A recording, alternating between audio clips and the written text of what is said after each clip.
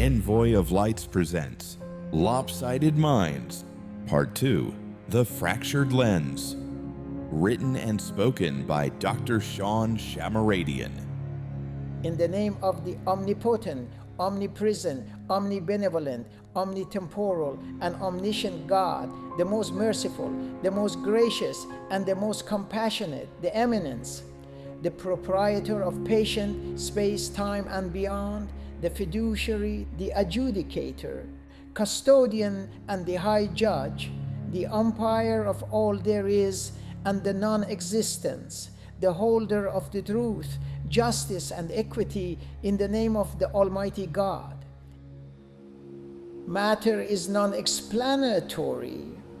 Matter is something that exists, not an explanation of why it exists. Existence cannot be explained by appealing to an entity that already requires existence. Matter does not describe its own origin, necessity, or reason for being. All matter is changeable, decaying, and dependent on condition. An atom can split, particles emerge and vanish. Matter obeys laws. It does not invent. Anything contingent that could have been otherwise or not existed at all cannot be the ultimate source of being. A contingent reality cannot explain itself.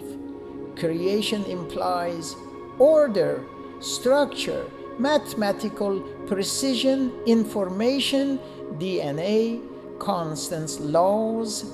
Matter has no intention, foresight, or goal-directed agency, cannot rationally account for fine-tuned physical constants, complex systems, a conscious observer capable of reasoning about the facts and the truth.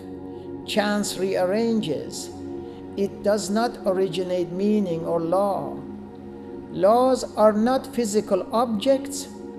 They are abstract, immaterial, and universal. Matter obeys laws. They do not generate them. If matter were the ultimate, laws would be optional. They are not. Laws are fixed. Thoughts, logic, morality, compassion, self-awareness, and other human attributes are non-spatial, non-material, not measurable, invisible, etc. If everything were only a matter, truth would be solely chemistry. Reason would be illusion. Meaning would be accidental. Yet atheists such as Richard Dawkins, Lawrence Krauss, Dennett, the late Professor Hawkins, and the rest rely on reason to argue, contradicting their own foundation. For instance, when you attend the courthouse or observe any constitutional laws, any regulation in imperative settings, and so on, to know the rules and regulations, the mottos, the maxims, you need to comprehend them first before proceeding to legalities, and you need to know the ethical essence or requirements that the honorable judges impose. No laws created the rules or constituted any format to be followed, but the wise lawmakers, magistrates, and the studious, brilliant minds did it. Strangely, the common denominator is that the non-believers grasp how the human brain functions as a mechanical product, a physical machine, devoid of the spirit, since they assert that the mind is an attribute of a soulless being. If human thought were nothing more than mechanical, neurochemical activity, then cognition would function like identical machinery, producing identical outputs under similar conditions. Brains, governed solely by chemistry and physics, would operate as standardized engines. Differences in belief, creativity, ingenuity, talent, moral judgment, and self-reflection would be anomalies, abnormality, deviation, rather than the norm. Yet human consciousness is irreducibly plural. Faced with the same fact, the same environment, the same stimuli, provocation motive, people arrive at radically different conclusions. Some choose sacrifice, some choose cruelty, some see beauty, others are compassionate or indifferent, some pursue the truth, others deny facts, etc. This diversity cannot be adequately explained by chemistry alone because chemistry reacts. It does not interpret, exhibit, or translate anything. Neurochemicals transmit signals. They do not author meaning. Dopamine does not write poetry. Serotonin does not contemplate justice. Yes, neurons fire, but they do not decide why one life is worth more than another, or why life is worth living at all. If the mind were purely mechanical, thoughts would converge, not diverge. Uniform processes yield uniform results.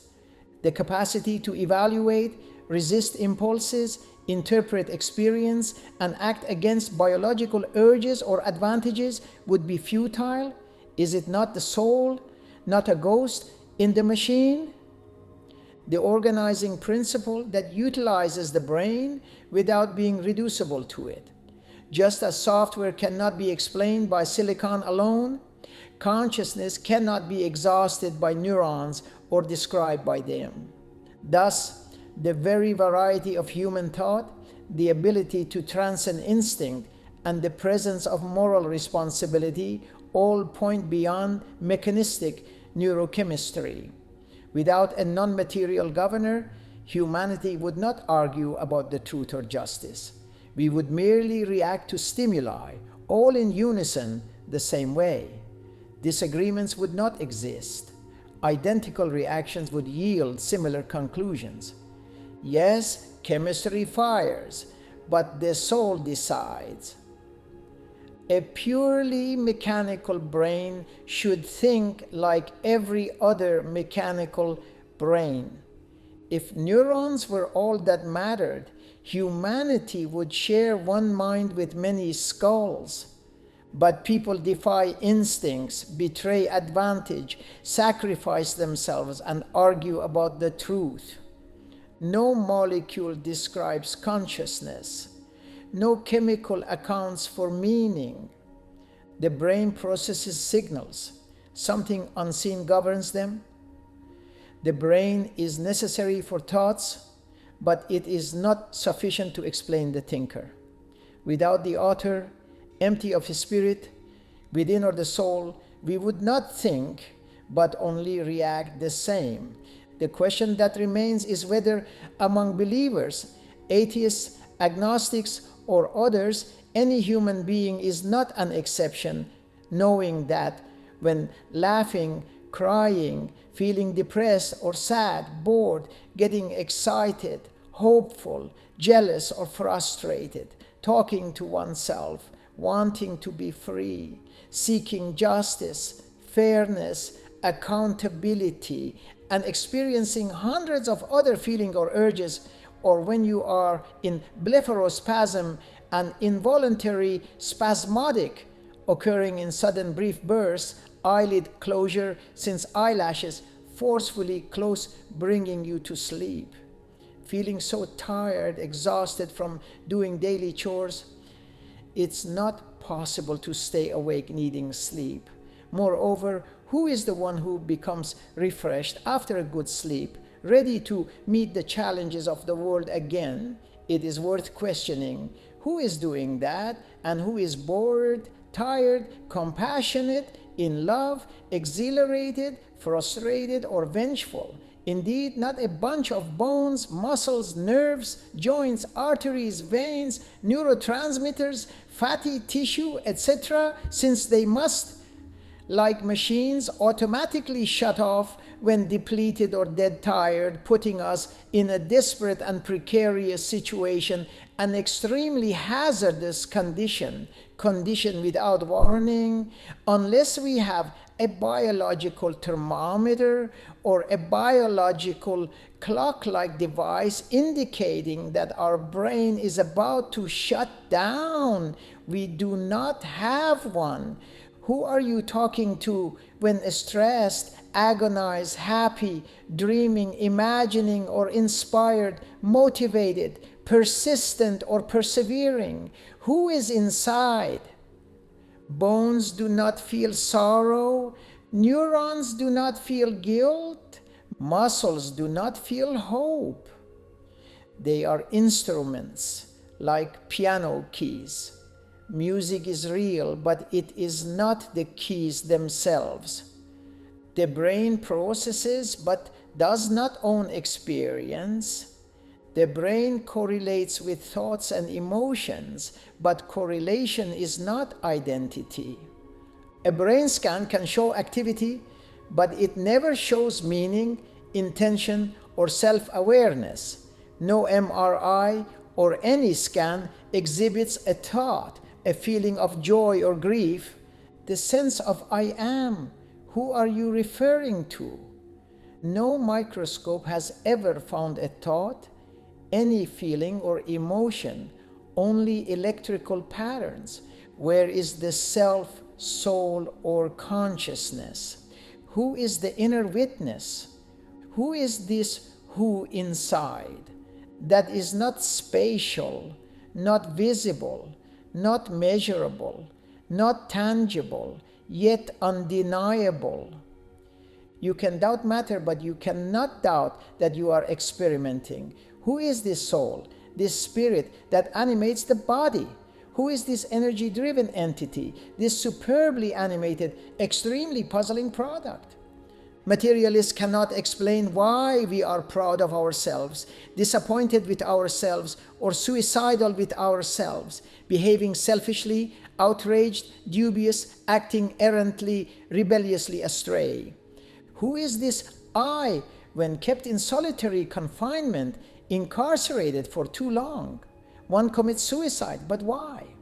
Who is getting so lonely that they do such a fathomless, incomprehensible act? You cannot see the I with itself. You cannot weigh the one doing the weighing. You cannot place consciousness within a tube, because consciousness is the condition that makes all testing possible. There is something immaterial, irreducible, and personal within you. Call it soul, self, spirit, consciousness, whatever you wish to call it. It is not a pile of atoms pretending to be human. The most profound irony is this: those who say you are matter must first use the very non-material self they deny to say it, and that contradiction, that flaw, never goes away. When the atheists say to you that you are all matter, who are they talking to? Who should perceive their claim or advise? Who is this invisible, unseen character that should listen to them?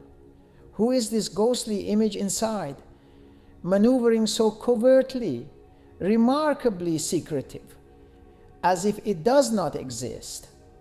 Who is Freud referring to in his analogy of psychological doctoring, which points to the id, ego, and superego, and to the subconscious mind? Indeed, not to the brain's electrochemical activities or neurochemical, neurotransmitter functioning. I hope not. When Carl Jung refers to the shadow, whom does he mean? I will later explain the Freudian and Jungian perspectives on human psychological analysis. When you address someone to pay attention, focus, be optimistic, or be careful, who are you addressing? The brain and the mind function as neurochemically, neuroelectrically, and neurotransmitter-oriented apparatuses. We are not addressing reflexes, bones, muscles, cells, and so on when doing dialogue or communicating. We are directing the inner agent, the one that fortifies, secures attention, restrains impulse, and makes choices. When someone addresses you as a good soul, it is an authentic expression. It is not a freakish view or a grotesque, weird statement. They mean the director of thoughts, the director of mind and manner, the aware center that can notice, navigate, and redirect itself. It is the immaterial principle that animates and governs you.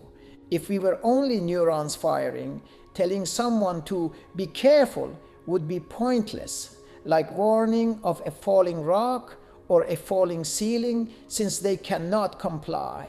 No mechanical work can heed or take instructions. Only agents can. They can be programmed to act intelligently, but not apex functioning, not to marvel without a mind. We expect people to respond to reason, heed danger. All of this presupposes a real you, the soul, the spirit, an internal governor that can step back, evaluate, and act accordingly, the unseen center of personhood, the knower who knows, the watcher behind the eyes, the decider within. There is more in us than matter reacting. There is someone awake, capable of waking up. When imagining, when dreaming, who is dreaming? Who is traveling to other realms, meeting the dead, conversing, interacting, and communicating as if in real life?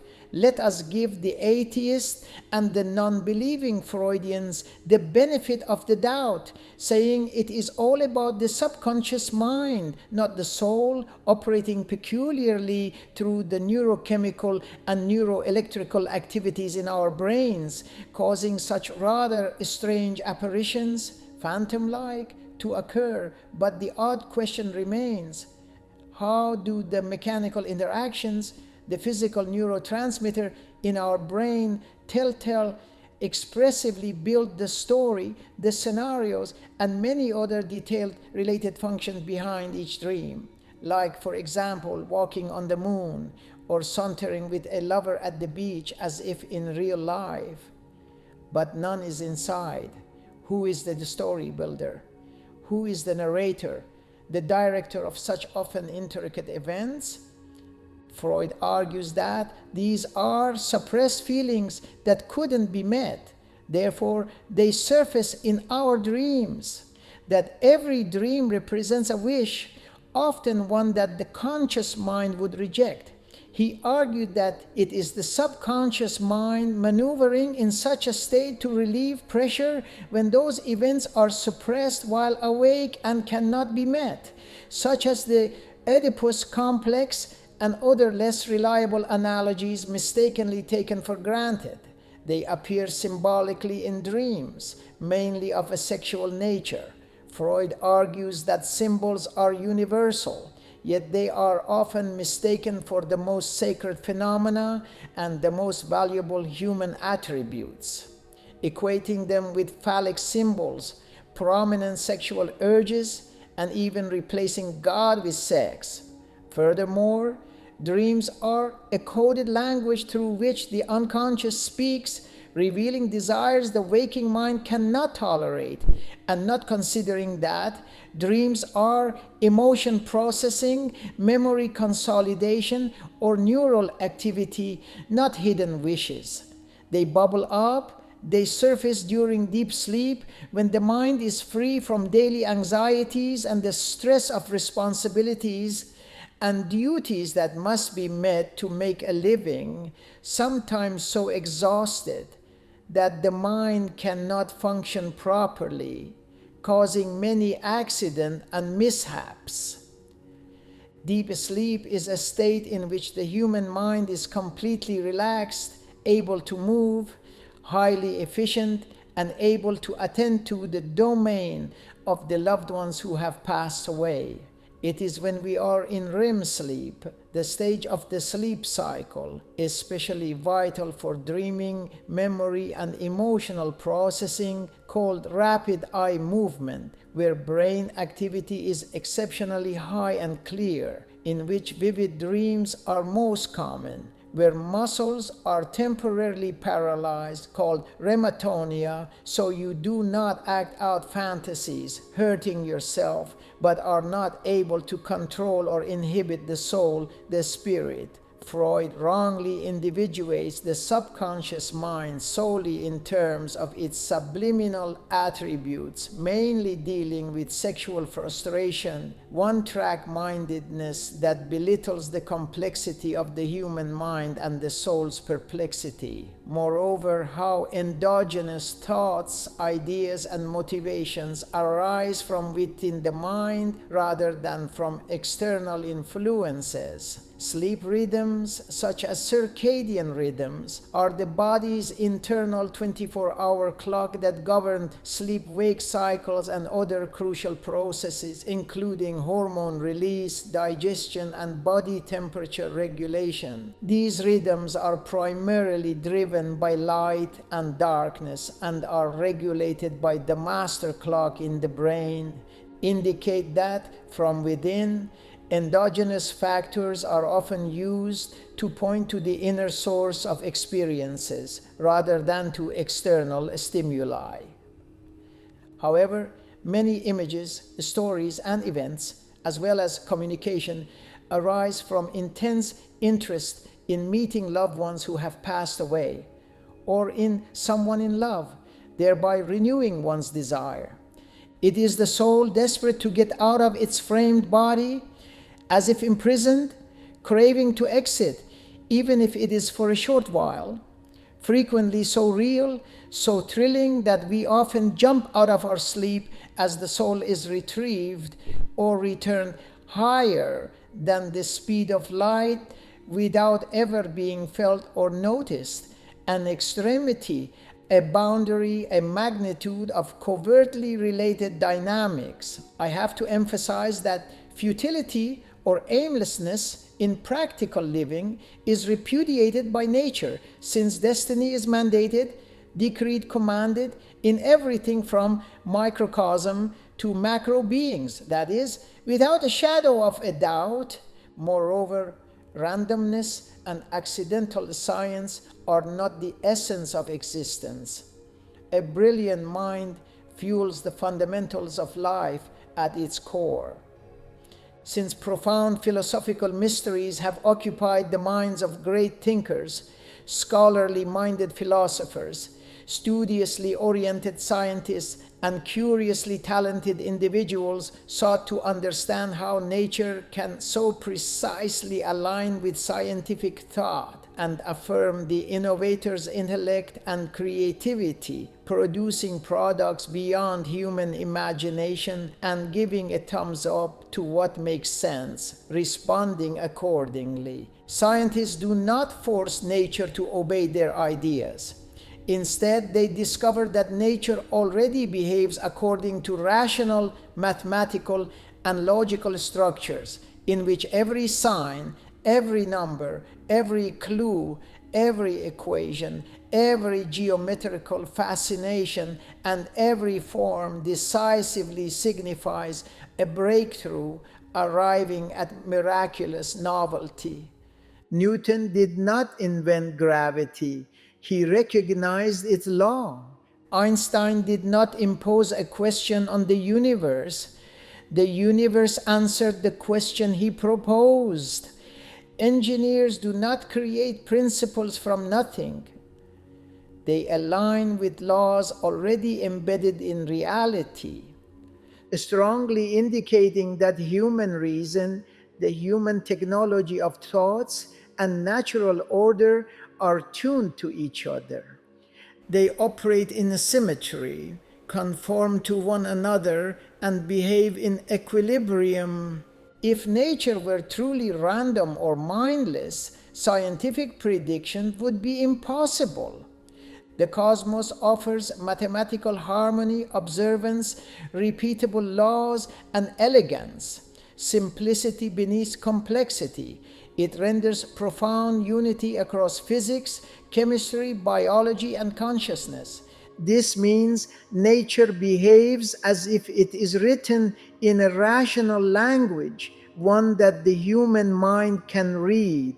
It offers a common denominator, a common ground of hope and sanguine, optimistic confidence without prejudice, discrimination, or bias. Einstein famously said, "The most incomprehensible thing about the universe is that it is comprehensible."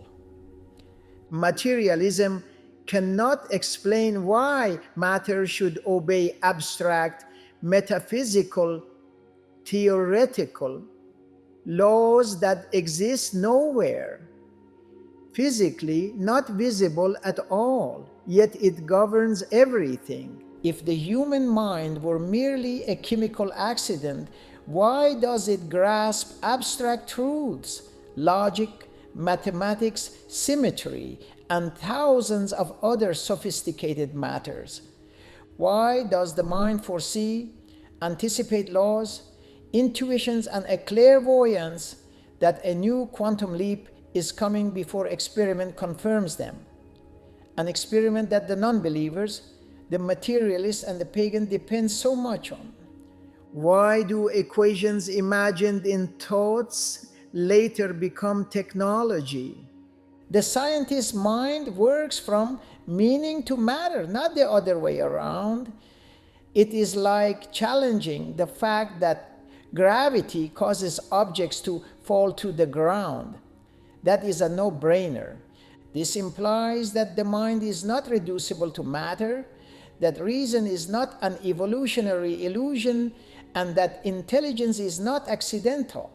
Human intelligence reflects the deeper acumen, awareness, and profound wisdom already present in nature. Nature responds viably to scientific thoughts because both arise from the same rational source. The mind reasons, and nature behaves sensibly. The scientists align with reality, the truth, rather than inventing it. Successful theories are discovered, not fabricated. False ideas are rejected by nature. The universe is so vibrantly spirited, so sensitively intelligent, that it distinguishes constructively oriented thought from those in vainly suggested. Nature resists incorrect assumptions because only ideas consistent with reality survive. For example, airplanes work because they respect aerodynamics, and medicine works because it aligns with precise biological laws.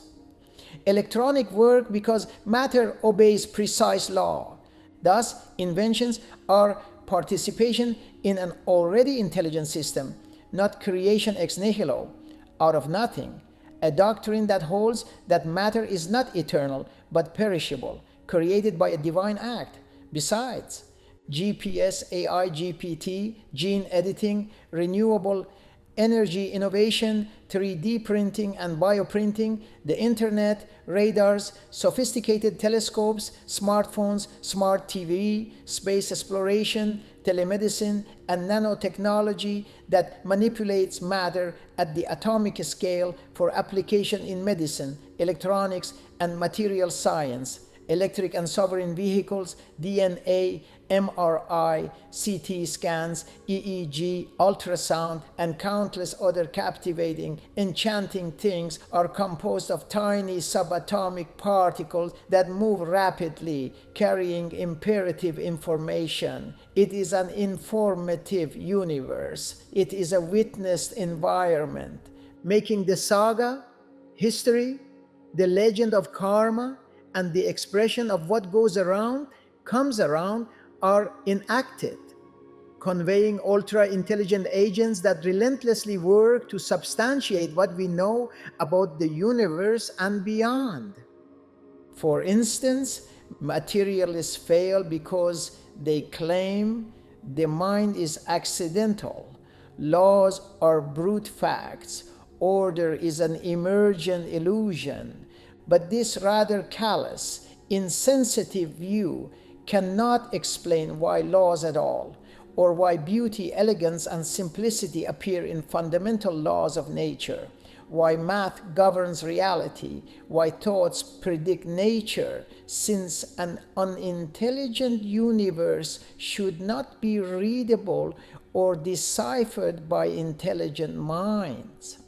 The success of science points to nature is rational, reason precedes matter, intelligence is fundamental, not emergent.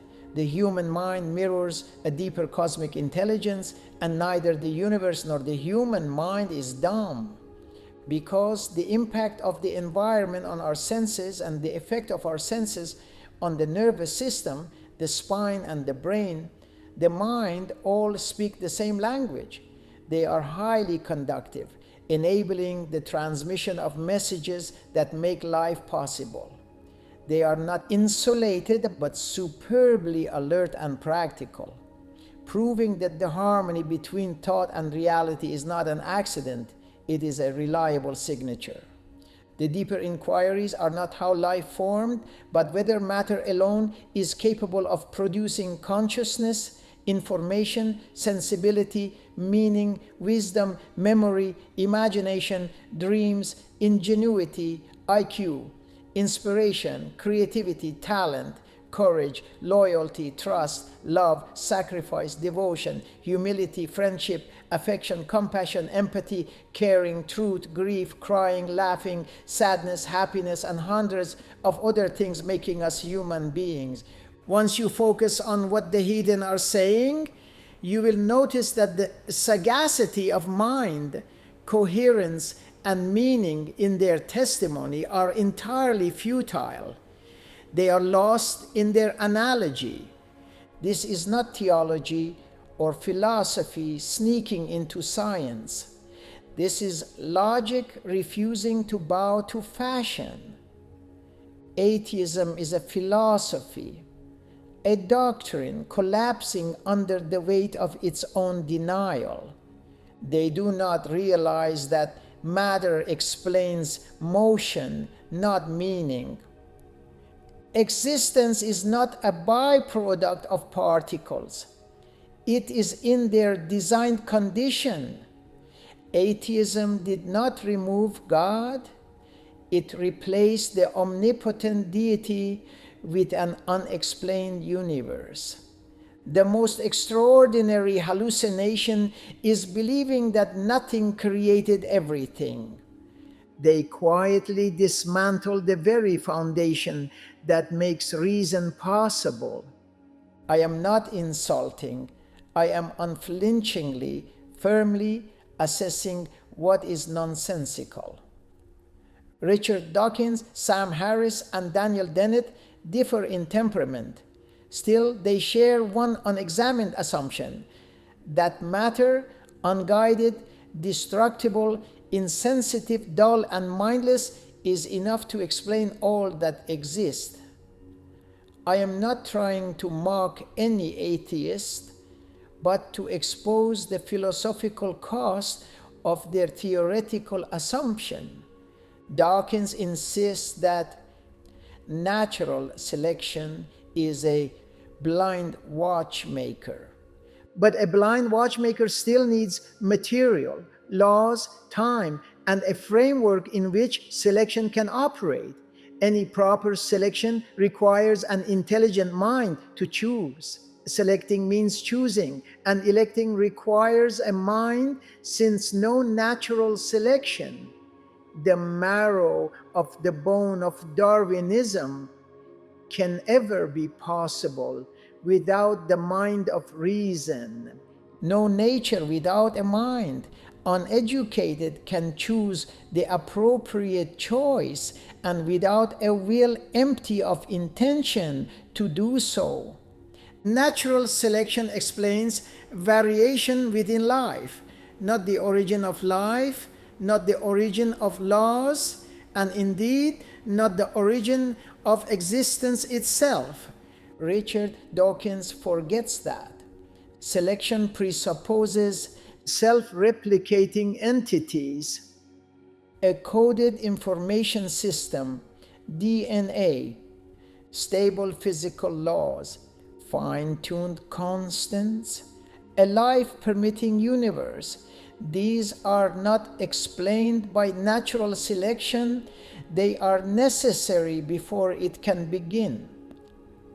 When Dawkins claims that complexity arises from simplicity, he forgoes explaining why simplicity exists at all and why it obeys discoverable mathematical laws.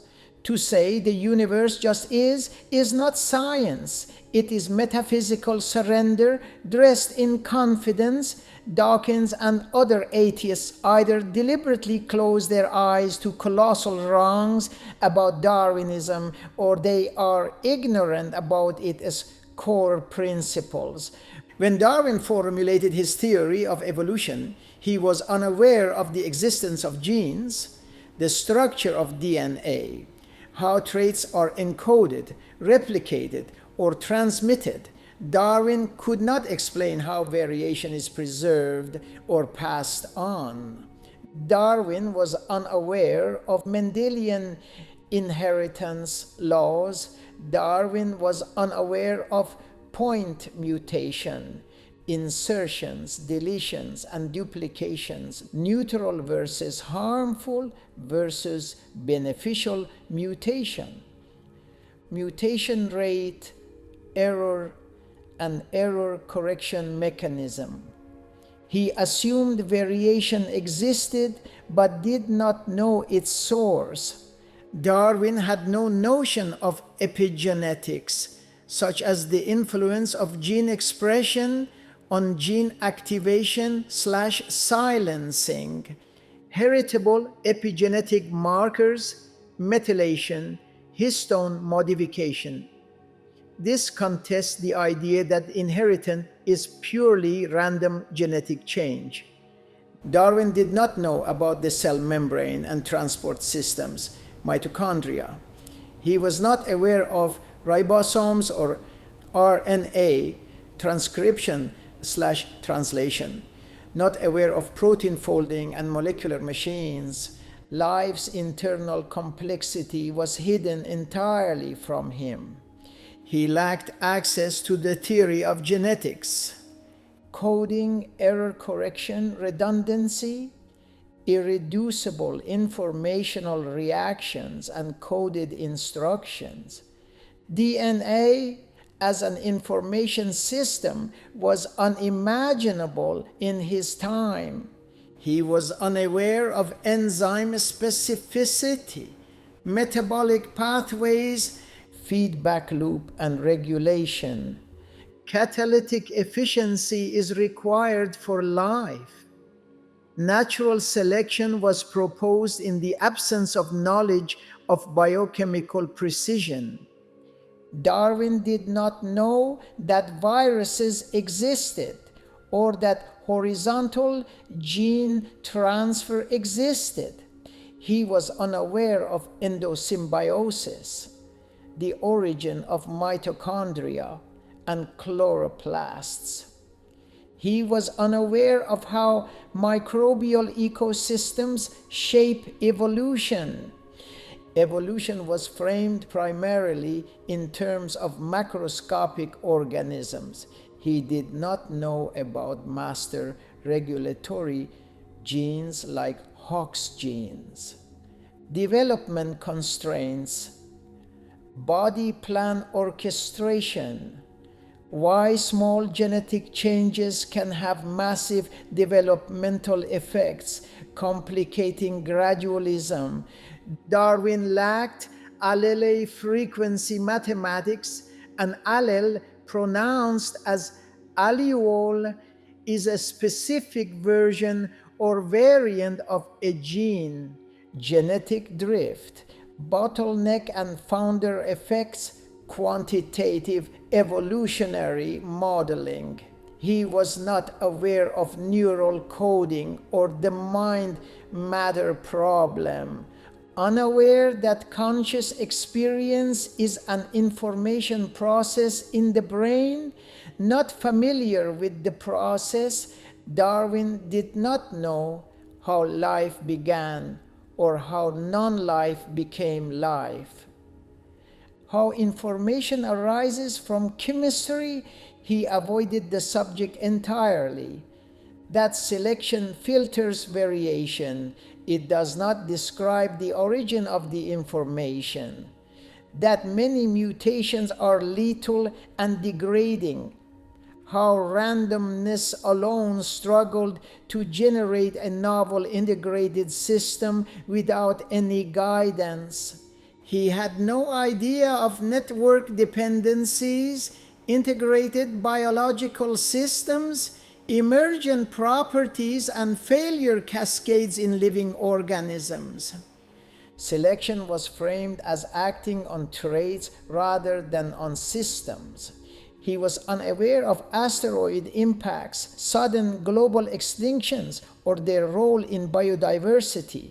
This contradicts the notion that a slow, continuous evolutionary change alone accounts for it. He was unaware of Earth's age, rates of catastrophic events, or plate tectonics, did not know about climate cycles and mass distinctions.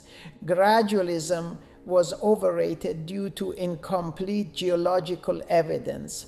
It is vital to know that the social ills and detrimental consequences that Darwinism's survival of the fittest caused were irreparable for humanity to bear.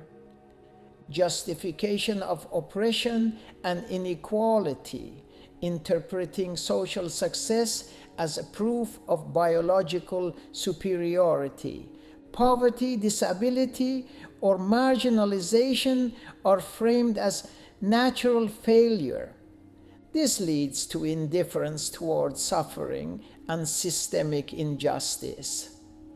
Ethical duties are replaced with biological competition. Compassion, charity, and solidarity are dismissed as interfering with nature. Racial and ethnic supremacism, used historically to rank races as more evolved or less fit, provided a pseudo-scientific cover for racism and colonial domination.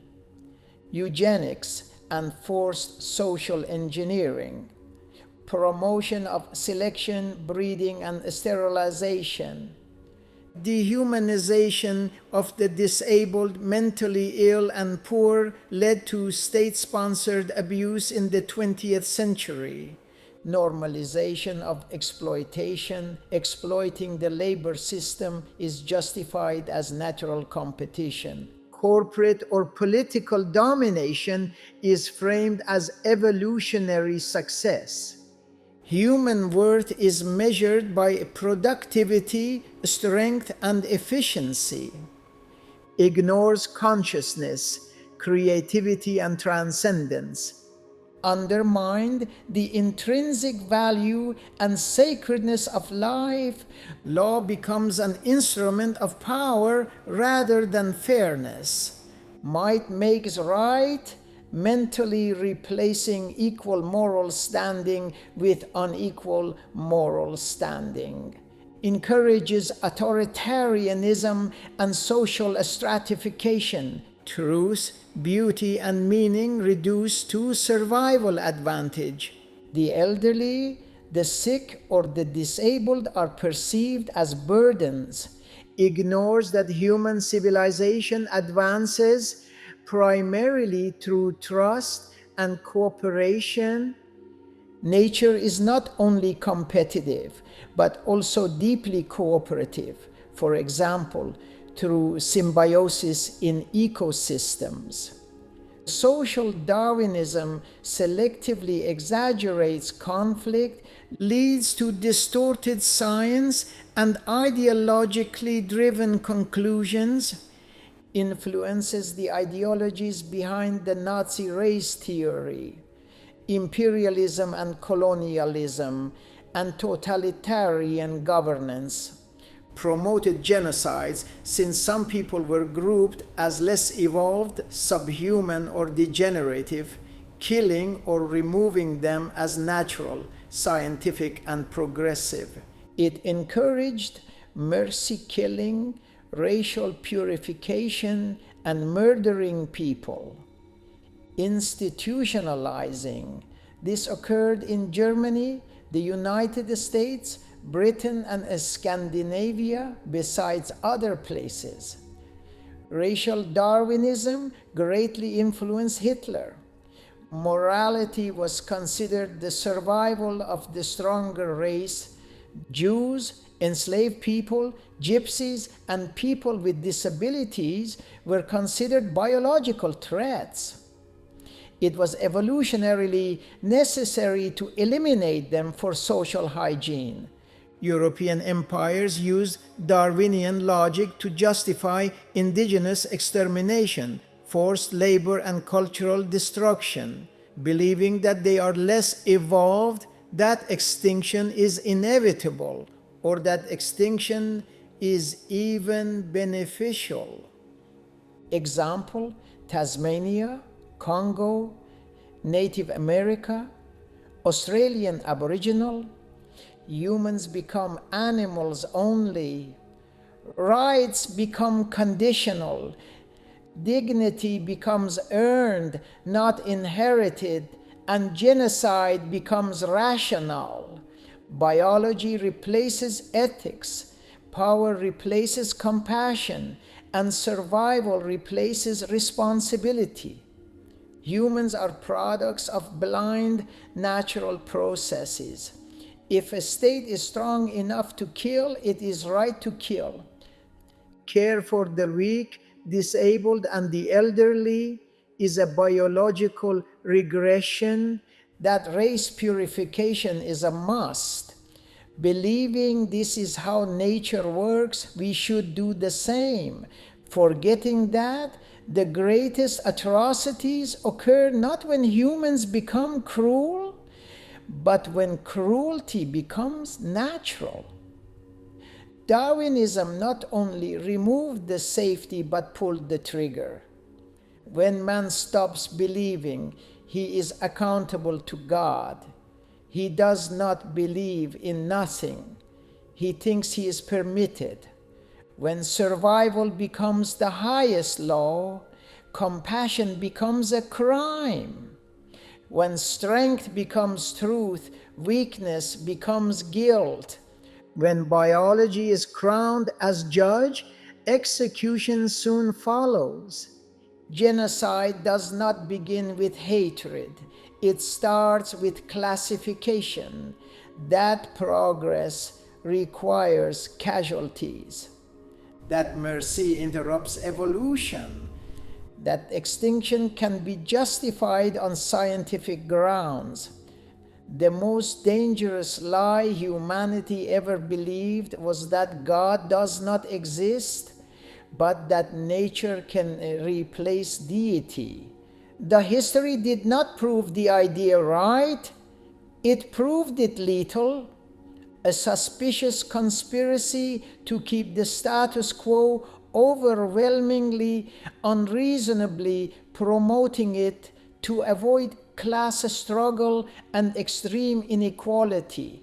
Every mass grave of the modern age carries the same inscription, written not in blood but in logic. People were killed because someone believed it made sense. Those great atrocities of the modern age were not primarily driven by blind rage or chaos, but by ideas that claimed to be rational, scientific, inevitable, or necessary. The inscription is a logic system used to justify mass death, believing they were unfit. That is, the moment humanity should have woken up. Sam Harris argues that morality can be grounded in neuroscience and well-being.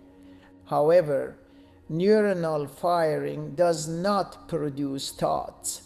It only produces descriptions. When morality is reduced to physically brain states and neurochemical activities, slavery becomes normal. Genocide becomes a chemical event. Justice collapses into consensus, harmony, concord, agreement. Harris wants objective moral truths while denying any objective moral ground. This is not courage, it is contradiction. One cannot derive moral obligation from molecules. No brain scan has ever discovered goodness. Classical theism defines God as non-physical, non-spatial, and transcendent, not a material object. Comparing God to empirical objects is a categorical mistake. It's like trying to detect logic or consciousness with a telescope.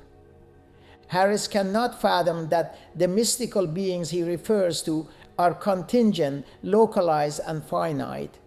In classical philosophy, God is defined as a necessary being, the ground of existence itself. He does not recognize that not everything is empirical or experimental, such as logic, mathematics, numbers, moral truth, consciousness, memory, the universe, the subconscious mind, the quantum domain, black holes and subatomic particles such as neutrinos, multiverses, and more. No scientific theory describes experience, qualia. These so-called philosophers and scientists need to wake up from their beauty sleep and smell the coffee. He claims objective morality exists without God. But if morality is objective, it requires a non-human standard since all humans make mistakes. We need the ultimate truth, the absolutely righteous God, to substantiate absolutism and relativism phenomenon. Harris uses Occam's razor to remove unnecessary entities, not necessarily explanatory ones. A simple infinite cause may be simpler than infinite regression analysis. There is no stopping point to the regression.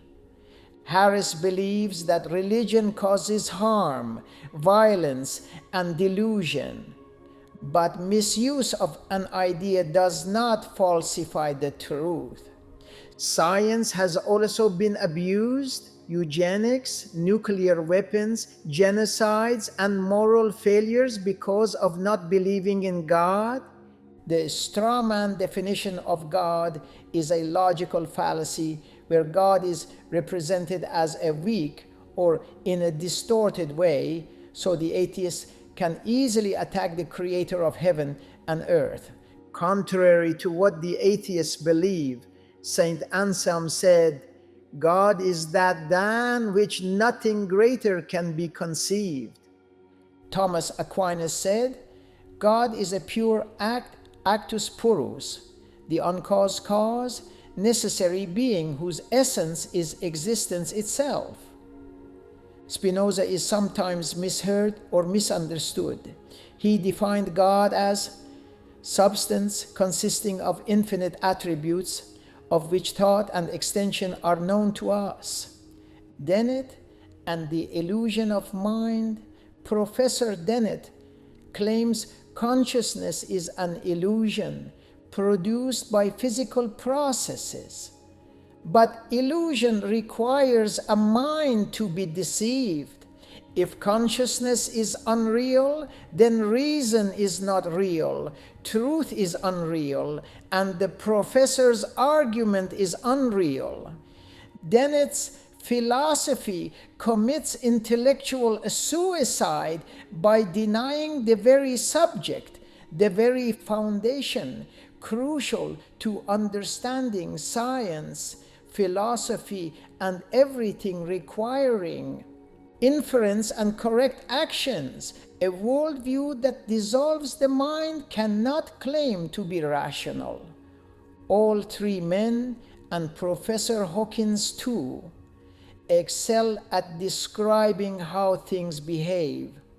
Physics describes motion, as the renowned scientist Isaac Newton greatly facilitated. Biology describes adaptation.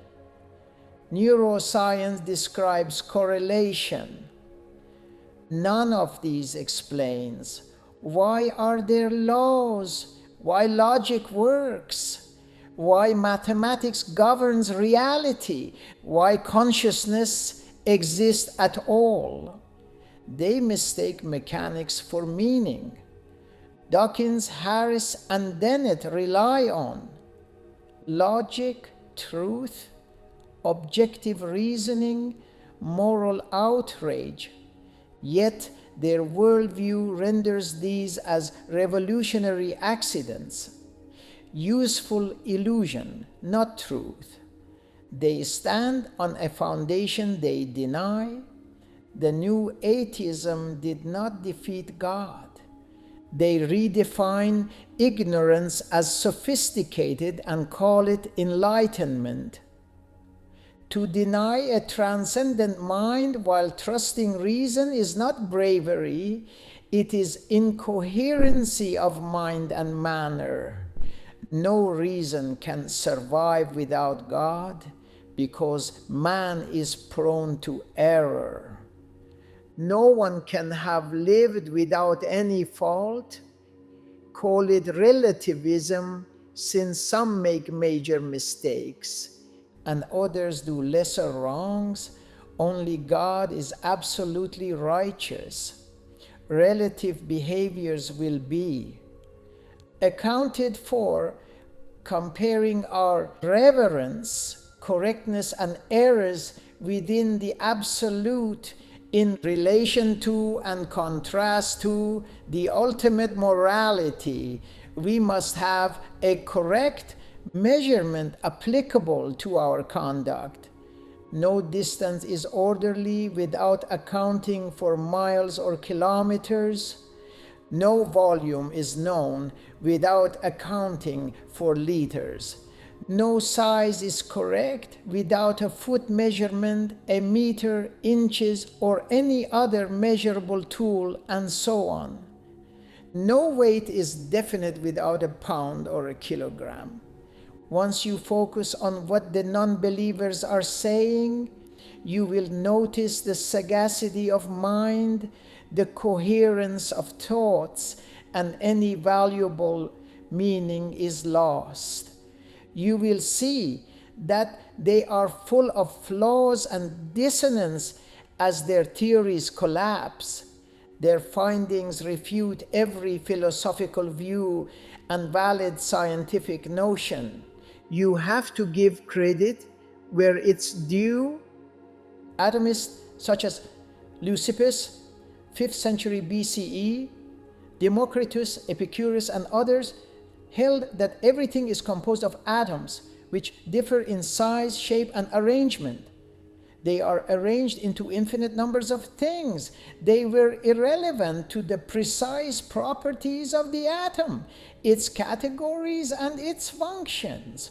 One should note that the atomists discuss arrangement, which indicates order, harmony, and planning. Such complex arrays of infinite atoms cannot be managed without a superintendent, who in turn must possess unbounded intelligence to execute them.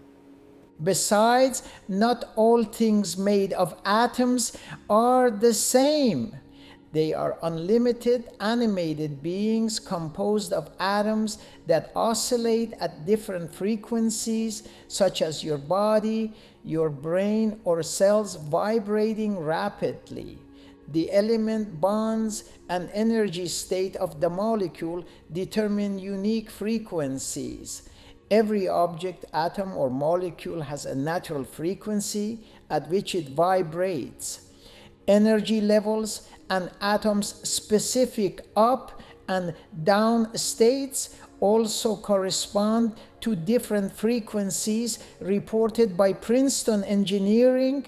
Hence, human beings, the beast, the plants, stones, dust, vapor, steam, and liquid, etc., vibrate at a different rate?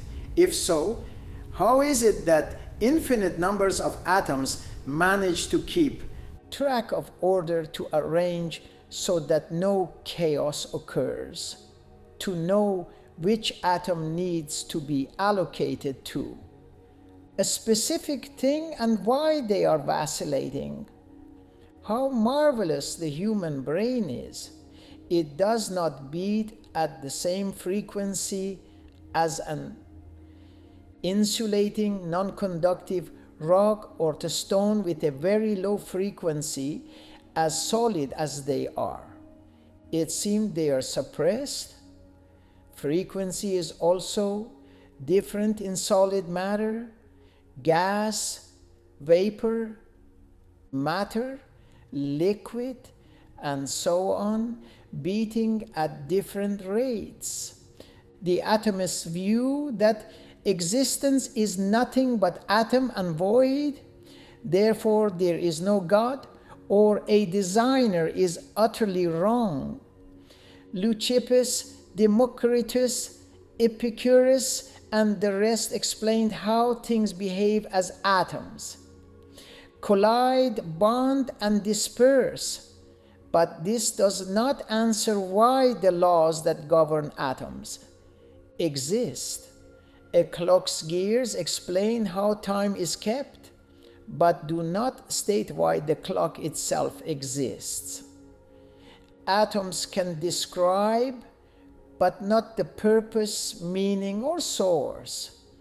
Atoms themselves require fine-tuning laws, order and harmony, adequate positioning, and proper arrangement. Modern physics exhibits that atoms exist because the electron mass has a precise value.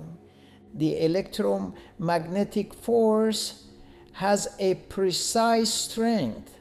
Nuclear forces are finely balanced. Constants like Planck's constant and the speed of light fall in narrow life-permitting ranges. If any of these apparatuses were slightly shifted, no atoms would exist. Atoms cannot explain consciousness.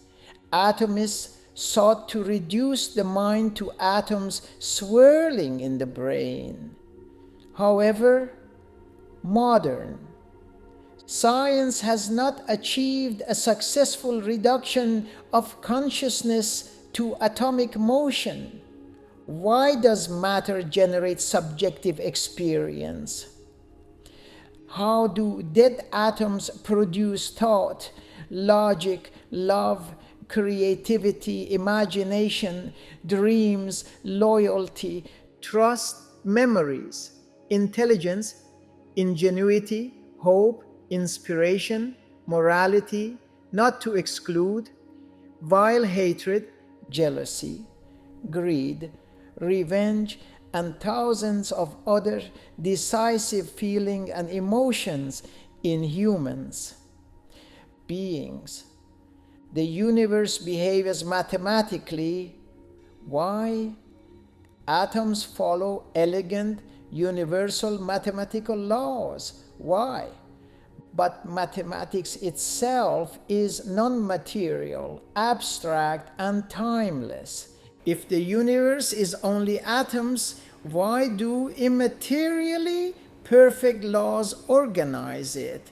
This hints that a mind-like order, an intelligence behind the infinitely complex structure, must be in charge, a lawgiver behind the laws.